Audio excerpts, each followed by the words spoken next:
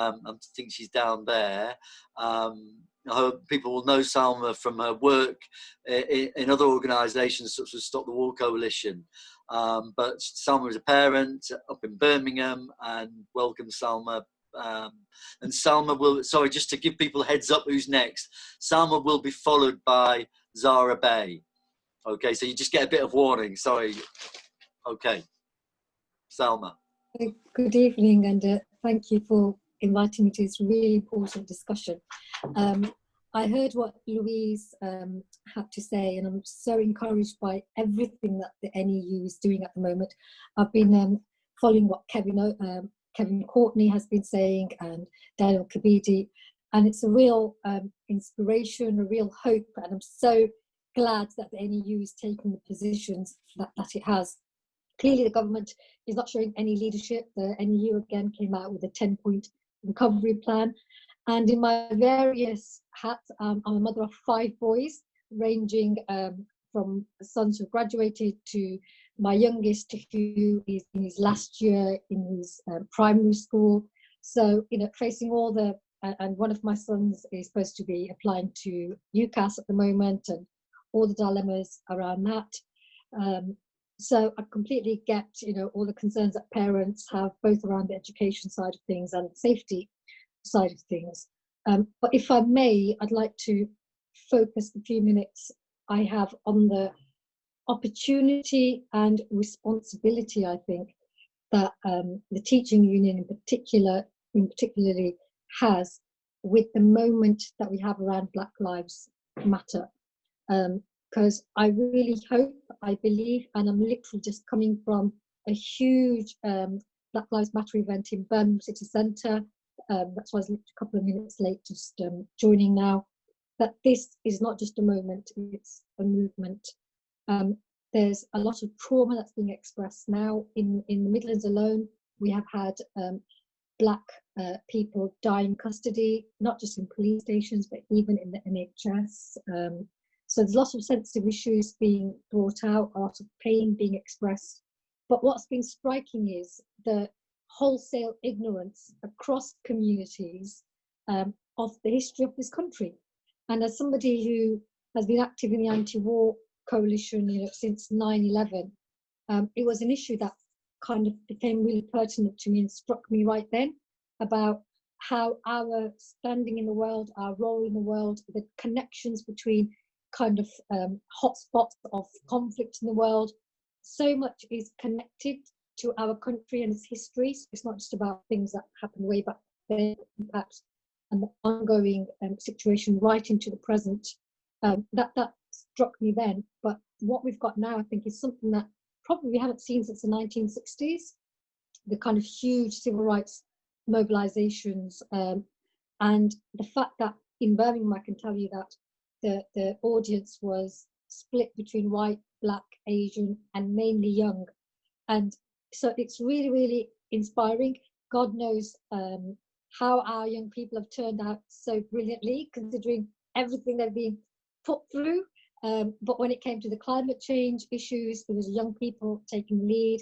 And now we're seeing with the important anti-racist initiatives, it's not like I've seen previously. And this is why I want to share my sense of optimism, I guess, that this really is a diverse group. And the fact that our young white people are not on the defense, they're very much, in solidarity, getting it and curious and coming out, completely, in lockstep.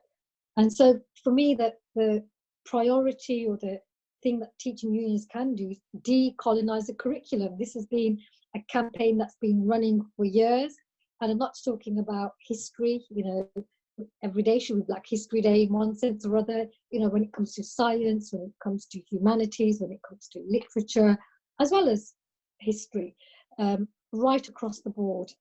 So it's not that Black and brown people should only be, on the negative. Black and brown people are generally portrayed in our media, in our kind of cultural spaces, as either a threat, we're aggressive.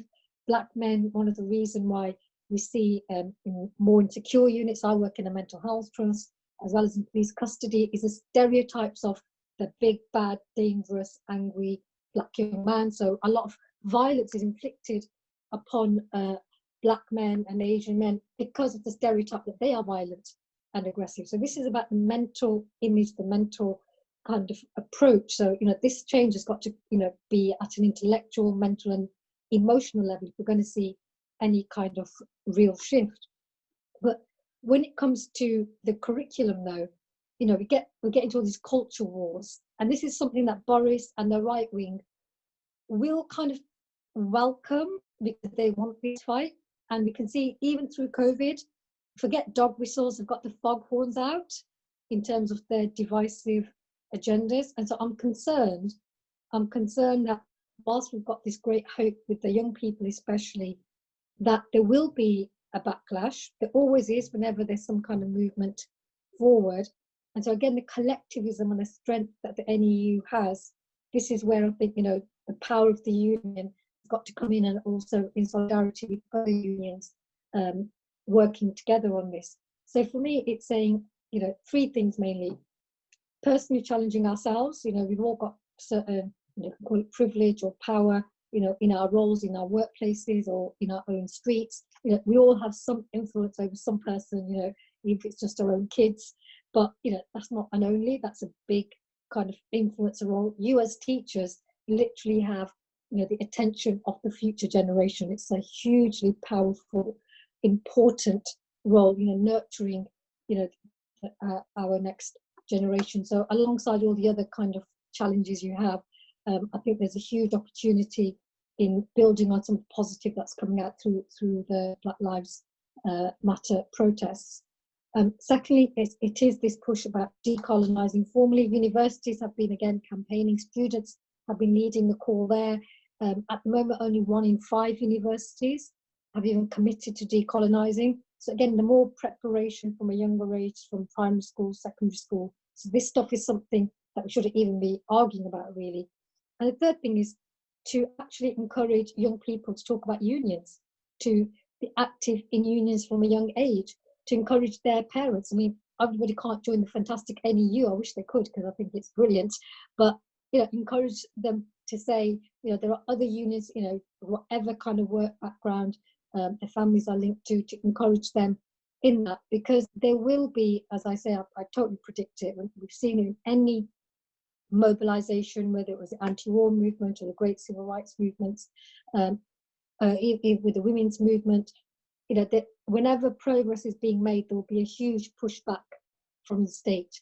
And right now, I believe at a really important crossroads, both culturally, socially, politically. The far right are on the march. They have been emboldened all across Europe, not just here. But this kind of protest, which nobody would have anticipated actually, has also galvanized and emboldened good progressive people who just want to stand side by side in solidarity, in humanity, and for all the right reasons. And sadly, the reasons we shouldn't even need to be kind of marching for at the moment, but they're very much there. So I'm really hopeful and positive about the constructive role that the NEU can play in that. And if there's anything I can do as a parent or an activist, I would be more than delighted to support any initiatives. Thank you, Salma.